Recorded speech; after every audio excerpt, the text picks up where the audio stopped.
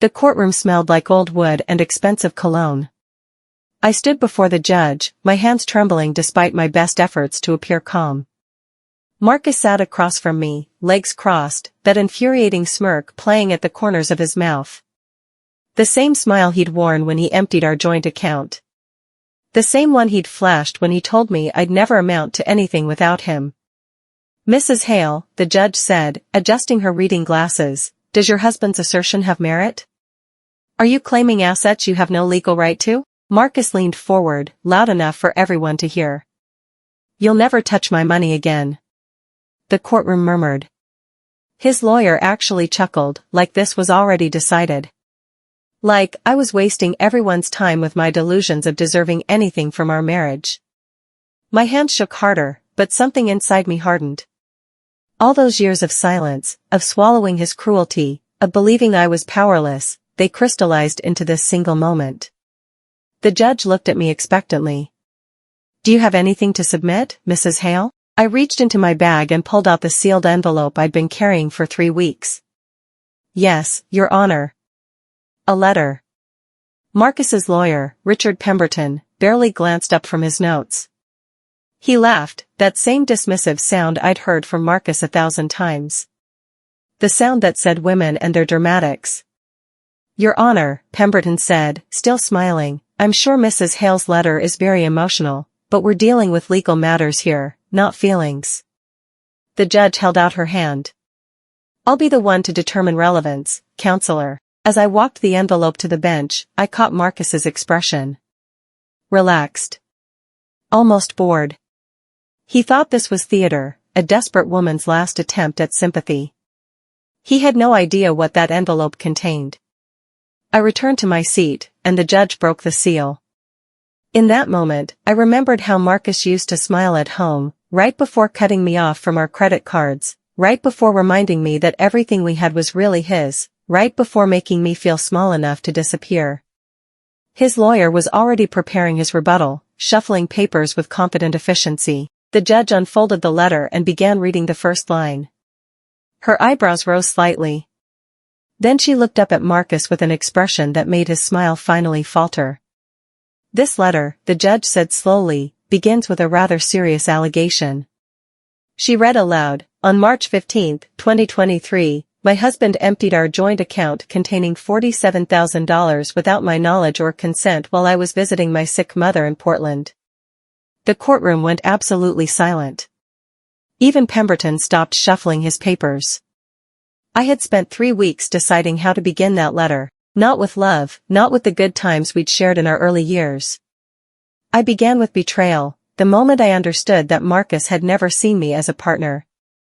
My mother had called that Tuesday morning, her voice weak after her second round of chemotherapy. I'd booked the first flight to Portland without hesitation. Marcus had kissed my forehead, told me to take care of Mom, promised everything would be fine at home. 3 days later, I'd tried to pay for Mom's medications and my card was declined. Then the second card.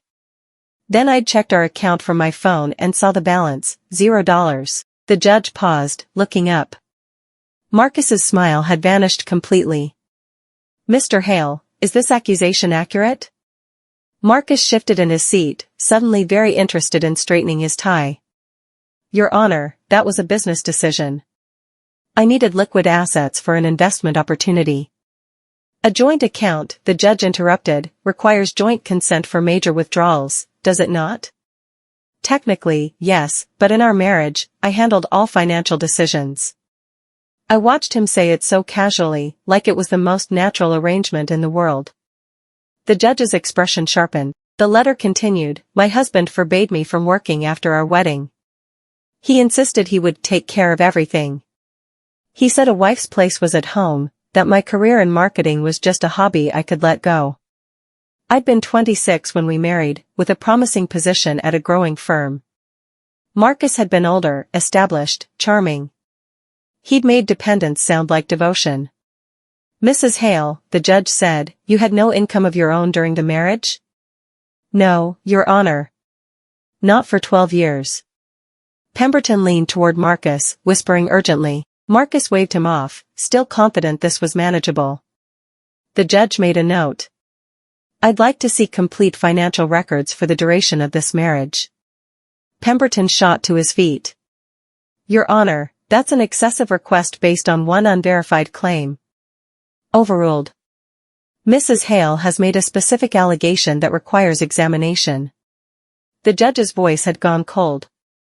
I want bank statements, investment accounts, and any trusts or holdings in Mr. Hale's name. You have until tomorrow morning.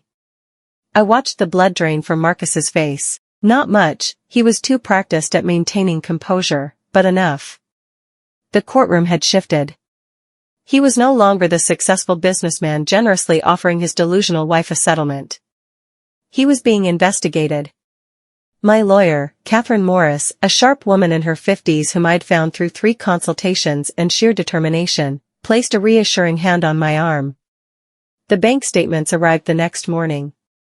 Catherine presented them methodically, withdrawal after withdrawal that I'd never approved, never even knew about.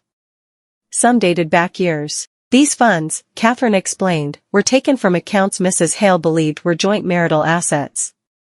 Marcus's confidence was cracking now. I could see it in how he gripped the edge of the table, in how his jaw clenched when the judge asked pointed questions. Mrs. Hale, the judge said, please continue reading your letter. My voice wavered as I read the next section aloud. In 2019, Marcus suggested we restructure our assets for tax purposes. I trusted him completely and signed documents he said were routine. I later discovered our family home, the one I believed we owned together, had been transferred into a trust under his brother's name. The courtroom erupted in whispers. The judge gavelled for silence. You thought you owned your home? She asked. Yes, Your Honor. I'd spent 5 years renovating it. I chose every fixture, every paint color. I planted the garden, worked with contractors, made it beautiful. I thought I was building equity. I was building nothing. Marcus had brought the papers home one evening, a stack of documents with colored tabs marking where I should sign. Just formalities, he'd said, kissing my temple. Trust optimization. My accountant says it'll save us thousands in taxes. I'd signed every page without reading them. Why wouldn't I? He was my husband. The judge's expression hardened. Mr. Hale, I want those trust documents. Today. Pemberton looked genuinely shaken now. Your Honor, that trust was established for legitimate estate planning. Then the documents will reflect that. The judge cut him off. Produce them by end of business. The letter continued, and with each line I read, I felt Marcus's control slipping away. In 2020, I sold my grandmother's house, the only inheritance I ever received. The sale price was $180,000. Marcus needed capital for his startup, and I believed in him. I believed in us. That money disappeared into his business, which failed within 18 months. My voice cracked on the word disappeared. That house had been in my family for 3 generations. Grandma had left it specifically to me, not to Mr. and Mrs. Hale, but to my beloved granddaughter Evelyn. Marcus had held me while I cried about selling it. It's an investment in our future, he'd whispered. Your grandmother would understand. The judge removed her glasses, pinching the bridge of her nose. Mr. Hale, where did this $180,000 go? Into the business, as my wife stated. And when the business failed, where did the remaining assets go? Marcus looked at Pemberton, who seemed to be scrambling through files. The business was insolvent, Your Honor. There were no remaining assets. But I knew better. I'd seen the luxury car Marcus bought himself 6 months after the business closed. I'd noticed the expensive watch, the weekend trips with his business partners. The money hadn't vanished, it had just stopped being ours and became his. Catherine presented the forensic accounting report she'd commissioned. I'd spent my last $5,000 hiring the accountant, money I'd secretly saved from grocery budgets over 2 years. These documents show a pattern, Catherine explained. Funds from Mrs. Hale's inheritance were transferred through 3 different shell accounts before landing in Mr. Hale's personal investment portfolio. The accountant had traced every dollar with meticulous precision. Marcus had been clever, a transfer here, a business expense there, nothing obvious enough to trigger immediate suspicion. But together, the pattern was undeniable. These are legitimate business transactions, Pemberton insisted, but his voice lacked conviction. The judge leaned forward. Legitimate business transactions don't typically require routing through multiple shell companies. Mr. Hale, can you explain why your wife's inheritance needed to pass through accounts in Delaware and Nevada before reaching your investment portfolio? Marcus opened his mouth, closed it. For the first time since we'd entered this courtroom, he had no smooth answer, no charming deflection. Your Honor, I'd like to request a brief recess, Pemberton said quickly. Denied. Mrs. Hale's time is valuable too, Counselor. We'll continue. I felt something unfamiliar spreading through my chest, hope. The judge called a recess for lunch. I sat in the courthouse cafeteria, barely touching my sandwich, when Marcus appeared. No lawyer, no witnesses, just him, leaning over my table with that familiar intimidation tactic. You're humiliating yourself, he hissed. All these accusations, this character assassination, it's pathetic. You think the judge believes you're some innocent victim? Everyone can see what you're doing. I looked up at him, and for the first time in 12 years, I didn't flinch. What am I doing, Marcus? Playing the poor little wife. But we both know the truth. You lived in luxury because of me. You had everything. I had nothing. And you made sure of that. His face flushed red. You'll regret this. When this is over and you're living in some studio apartment, you'll realize you threw away the best thing that ever happened to you. I took a sip of water, completely calm. I expected you to say that. Something in my tone made him pause. I'd prepared for this moment, for his threats and manipulation. I'd recorded our conversations for months, documented his behavior, anticipated every move. He leaned closer, lowering his voice. Drop this now, and I'll be generous. Keep pushing, and I'll destroy you. I smiled, actually smiled. You already tried that, Marcus. For 12 years. I'm still here. Back in the courtroom, I reached into my bag again. Pemberton's eyes widened as I produced a second envelope. Your Honor, I have additional documentation. Marcus's face went pale. His lawyer stiffened immediately, half rising from his seat. Your Honor, we weren't informed of additional evidence. Mrs. Hale is representing her own interests through submitted documentation, the judge said. I'll allow it. She held out her hand. This envelope had been harder to obtain. It contained emails I'd retrieved from our home computer, the one Marcus thought I didn't know how to access. He'd been sloppy, leaving himself logged in, assuming I was too technologically incompetent to find anything. I'd spent 3 nights going through years of correspondence while he slept. What I found had made me physically ill. The judge opened the envelope and began reading. Her expression shifted from professional neutrality to something harder, colder. Mr. Hale, she said slowly, did you write these emails? Marcus looked at Pemberton desperately. I'd need to review them to confirm. Let me read one for the court. The judge's voice cut through his excuse like ice. April 2022, I've structured everything so Evelyn could never leave. Without access to funds or job history, she's completely dependent. The courtroom went absolutely silent. The judge continued reading, May 2022, my biggest fear was always that Evelyn would wake up one day and realize she deserved better. Financial control ensures she never has that option. Each word landed like a physical blow. Not to me, I'd read these emails already, had cried over them for hours, but to Marcus's case, to his entire narrative of being the generous husband dealing with a difficult wife. There are 17 emails here, the judge said, documenting a deliberate pattern of financial abuse and manipulation. She looked directly at Marcus. Would you like to explain these in your own words, Mr. Hale? Marcus's mouth opened and closed like a fish gasping for air. All his charm, his smooth deflections, his practiced expressions, they all vanished, leaving behind a man who'd finally been caught. Those emails, they're taken out of context. Context? The judge's voice rose slightly. What context makes I've structured everything so she could never leave acceptable in a marriage? Pemberton was frantically writing notes, probably calculating how badly this had just destroyed their position. I was venting frustrations. Every marriage has difficulties. Every marriage does not involve systematically trapping one partner through financial manipulation, the judge interrupted. Continue, Mrs. Hale. Something broke inside Marcus then. The mask he'd worn throughout our marriage, throughout these proceedings, it shattered. This is ridiculous. He shot to his feet, ignoring Pemberton's attempt to grab his arm. She's twisting everything. I gave her a beautiful home, security, everything a woman could want. Mr. Hale, sit down, the judge warned. And this is how she repays me? By lying to a court, playing the victim, trying to steal what I've worked for. Sit down, Mr. Hale. She's manipulative, Your Honor. She's always been manipulative. You're falling for her act, just like everyone else. The gavel cracked down hard. Mr. Hale.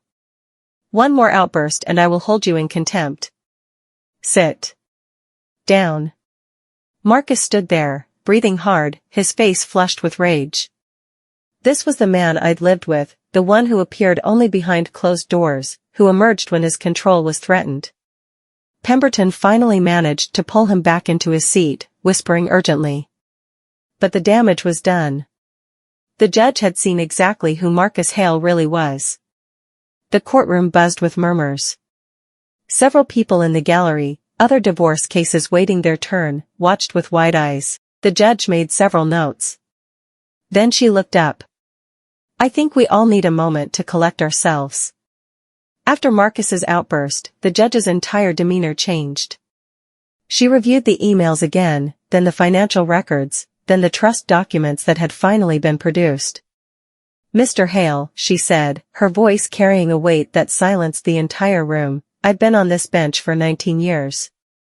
I've seen many divorce cases, many financial disputes. But what I'm seeing here is a pattern that goes beyond marital discord. She removed her glasses, looking directly at Marcus. You systematically isolated your wife from financial independence. You forbade her from working, then used her dependence as leverage. You hid assets, transferred property out of her reach, and by your own written admission, structured everything to ensure she could never leave. Marcus sat frozen, all his earlier confidence gone. This isn't a marriage that simply didn't work out, the judge continued.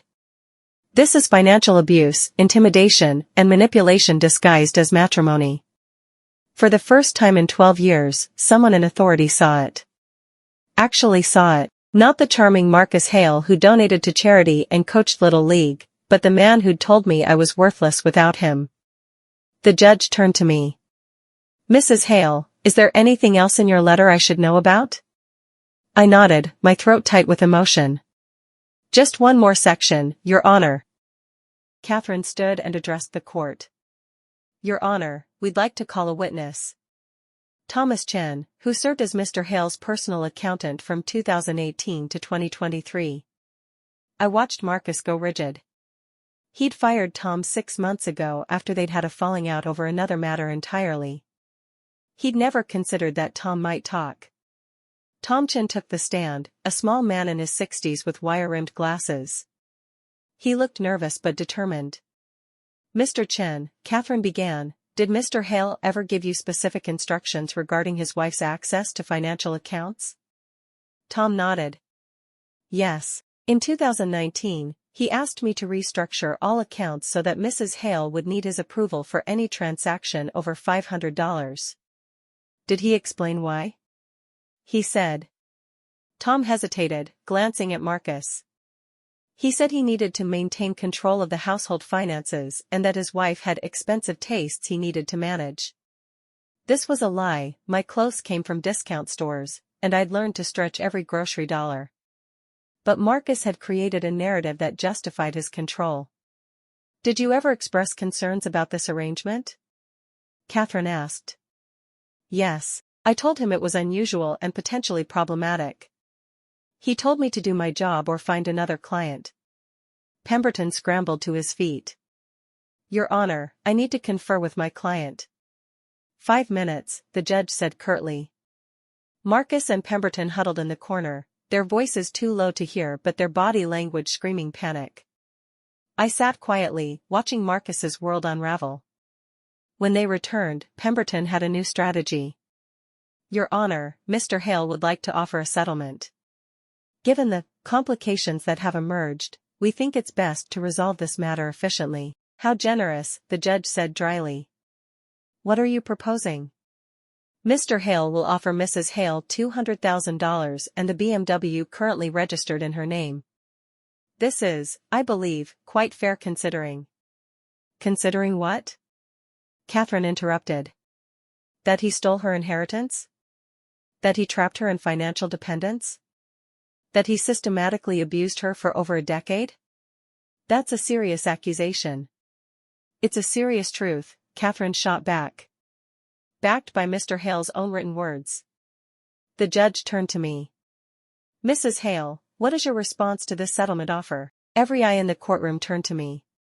Marcus leaned forward slightly, probably expecting me to crack under pressure, to take the money and run like he'd always known I would. I looked at the judge. Then at Marcus. Then back to the judge. I refuse. Marcus's jaw dropped. This wasn't in his script. Your Honor, I said, standing, may I read the final section of my letter? The judge nodded, and I unfolded the pages with trembling hands. This part was different, not about money or property, but about something deeper. I stayed silent for 12 years, I read, not because I was weak, but because I was taught that silence was strength. That enduring was loving. That protecting his reputation was my duty as a wife. My voice grew stronger. I stayed silent when he told me I was lucky he married me, that no one else would want me. I stayed silent when he monitored every purchase, questioned every expense. I stayed silent when he made me account for every minute I spent outside the house. The courtroom was absolutely still. I stayed silent because speaking up seemed scarier than staying trapped. But silence has a price. It cost me 12 years of my life, my career, my confidence, and my grandmother's house. It almost cost me my sense of self. I looked directly at Marcus. I'm done being silent. The judge closed the letter slowly, carefully, as if handling something precious and fragile. This court is not blind, Mrs. Hale, she said. I see exactly what happened in your marriage. The judge straightened in her chair, and the entire courtroom seemed to hold its breath. Mr. Hale, she began, her voice carrying absolute authority, this court does not reward manipulation disguised as marriage. What I've seen today is not a dispute over assets, it's documentation of systematic financial abuse. Marcus started to speak, but she held up her hand. You used your wife's trust against her. You engineered her dependence, then weaponized it. You hid assets while claiming poverty. You transferred property out of joint ownership while telling her you were protecting your mutual interests. She paused, letting each word sink in. And most damningly, you put it all in writing. Your own emails prove intent to trap and control another human being. Pemberton looked like he wanted to object but couldn't find grounds. This court, the judge continued, will not allow you to profit from such behavior. I am ordering an immediate freeze on all assets pending a full investigation. Every account, every property, every investment will be examined. Marcus went white. This wasn't just losing the divorce, this was losing control completely. Furthermore, I am ruling on the asset division immediately, based on the evidence presented. Pemberton jumped up. Your Honor, that's highly irregular. So is financial abuse, counselor. Sit down. The judge consulted her notes, and the silence in the courtroom was absolute. Every person present understood they were witnessing something significant. Mrs. Hale contributed $180,000 from her inheritance to the marriage. She also contributed 12 years of labor maintaining the household, managing the home, and supporting Mr. Hale's various business ventures, labor that has measurable economic value. She looked up. Mr. Hale systematically hid and transferred assets to prevent equitable division. The trust containing the family home will be dissolved, and the property will be sold. Proceeds will be split 60 to 40 in Mrs. Hale's favor, reflecting her greater contribution and his bad faith. Marcus made a strangled sound. That house was worth $1.2 million. All investment accounts, including those containing funds traced back to Mrs. Hale's inheritance, will be divided 70 to 30 in Mrs. Hale's favor. This includes the accounts in Mr. Hale's name alone, as they were funded with marital assets and money obtained through financial manipulation. I couldn't breathe. I'd hoped for fairness, but this was more than I'd dreamed possible. Mr. Hale will also pay Mrs. Hale's legal fees and compensatory damages of $50,000 for emotional distress and financial abuse. Pemberton was scribbling frantically. Marcus just sat there, frozen, watching his carefully constructed empire crumble. Do you understand this ruling, Mr. Hale? Marcus finally found his voice, but it came out weak, desperate, nothing like the confident man who'd walked in this morning. Your Honor, please, this is excessive. I made mistakes, yes, but I never meant. I was trying to protect our assets. You were trying to protect your control, the judge interrupted. There's a difference. I can't afford this division. The business has debts, obligations. You should have considered that before hiding assets and manipulating your wife. Marcus turned to me, his eyes pleading. The same eyes that had once promised to love and cherish me now begged for mercy. Evelyn, please. You know I never meant to hurt you.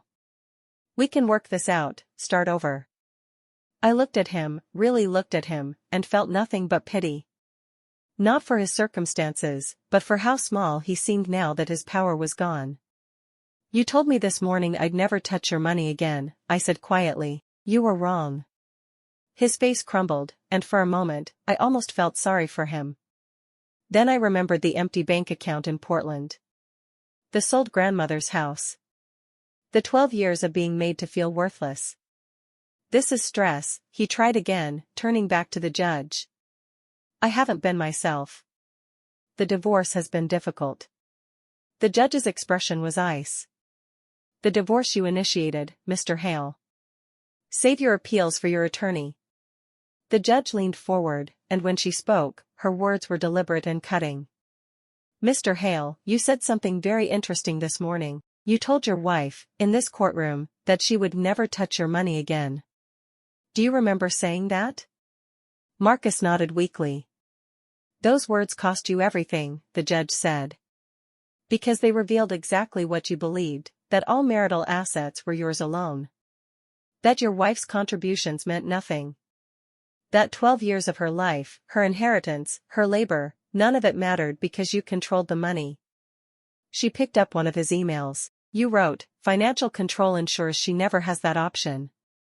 The option to leave, to choose, to have agency in her own life.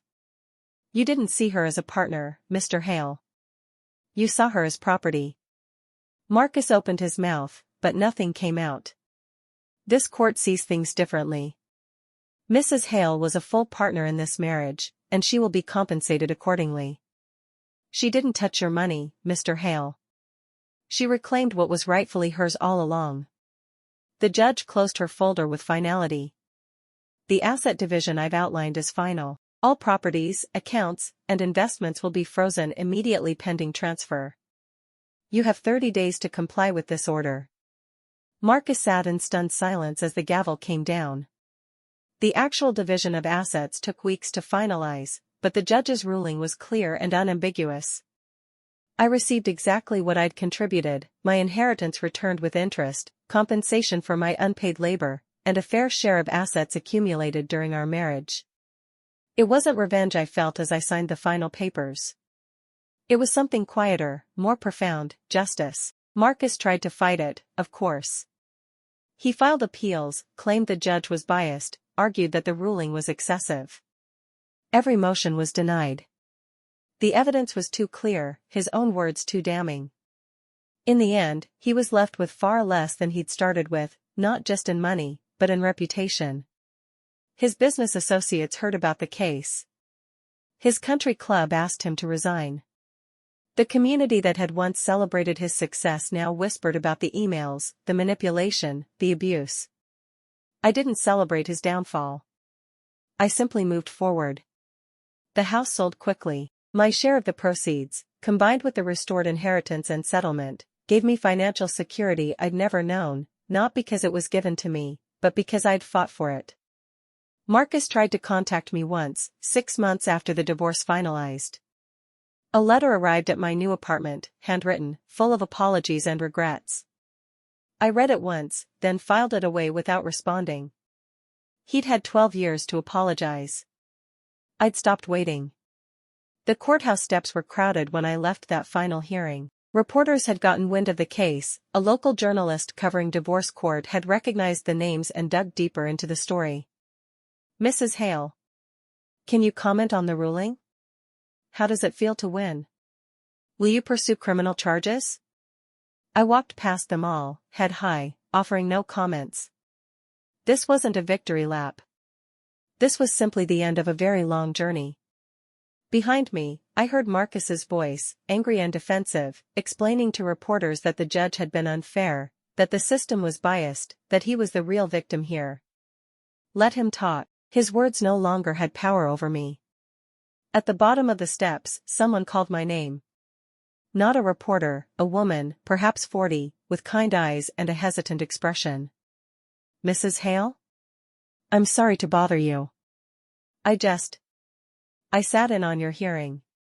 I'm going through something similar, and I wanted to thank you. I stopped, turning to face her fully.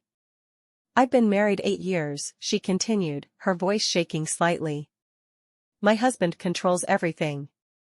I thought I was crazy, that it was my fault. But hearing your case, seeing that judge rule in your favor, it gave me hope. I took her hand. You're not crazy. And it's not your fault. Catherine found me in the courthouse lobby later, a triumphant smile on her face. That ruling sets a precedent, she said, handing me copies of the final judgment. The way the judge addressed financial abuse, the email evidence, the way she calculated compensatory damages, other attorneys are already citing it. I looked down at the papers in my hands. My name, my case, my fight, now part of legal record that might help others. I've already had 3 calls, Catherine continued, from women who heard about your case and want to know if I can help them. Women who've been told they have no rights, no options, no way out. What did you tell them? That they do have options. That financial abuse is real and documentable. That courts are starting to recognize it. She paused. Would you be willing to speak with some of them? Share your experience? I thought about the 12 years of silence, the shame that had kept me trapped long after I'd started seeing the truth. I thought about the woman on the courthouse steps. Yes, I said. I'll help however I can. That evening, I received an email from a domestic violence advocacy organization. They'd read about my case and wanted to know if I'd consider sharing my story in their newsletter, helping other women recognize the signs of financial abuse. I stared at the email for a long time before responding. 6 months later, I sat in my new apartment, modest but mine, every piece of furniture chosen by me, every bill paid from accounts only I controlled. The settlement money had been distributed, the house had sold. The investments had been divided. Everything Marcus had tried to hide had been found and fairly allocated. But the money wasn't what mattered most. I'd started working again, taking a position with a financial planning firm that specialized in helping women through major life transitions. My 12 years away from the workforce hadn't erased my skills, they'd just been dormant, waiting. On my desk sat the letter I'd read in court, now framed. Not as a trophy, but as a reminder that silence protects abusers, that speaking up is terrifying but necessary, that documentation matters. I reread it sometimes, not with pain anymore, but with pride. Pride in the woman who'd finally found her voice after 12 years. Pride in refusing the settlement. Pride in choosing justice over fear. The advocacy organization had published my story anonymously. Since then, I'd received dozens of messages from women in similar situations. Women who'd thought they were alone, who'd been told they were crazy, who'd believed they deserved the treatment they received. I answered every message. Sometimes just to say, you're not alone. You're not crazy. And you deserve better. The letter I'd submitted to the court ended with a single paragraph that the judge had read aloud in that final hearing. She'd made me read it myself, her voice firm. "Mrs. Hale, I want the court to hear this in your own words." I'd stood, hands shaking but voice steady, and read, "I am not asking this court for revenge. I am asking for recognition that my contributions mattered, that my inheritance was mine, that my 12 years of labor had value. I am asking that the law protect people like me from people like my husband. Because financial abuse is real, and it deserves consequences." The judge had set down the letter and said something I'd never forget: "This court recognizes your contributions, Mrs. Hale. And this ruling will ensure others are recognized too." Now, months later, I understood the full weight of those words. My case had been cited in 3 other divorce proceedings. Catherine told me judges were starting to ask different questions, look for different patterns. The system was changing, slowly but surely. Marcus had tried to erase me, to make me disappear into financial dependence so complete I could never leave. Instead, I'd become visible in ways that terrified him, not as his wife, not as his victim, but as myself. I stood at my apartment window, watching the city lights flicker in the evening, and felt something I hadn't experienced in 12 years, freedom. Not just freedom from Marcus, but freedom to become whoever I was meant to be. The life he'd tried to control was finally, completely mine. And I was just beginning.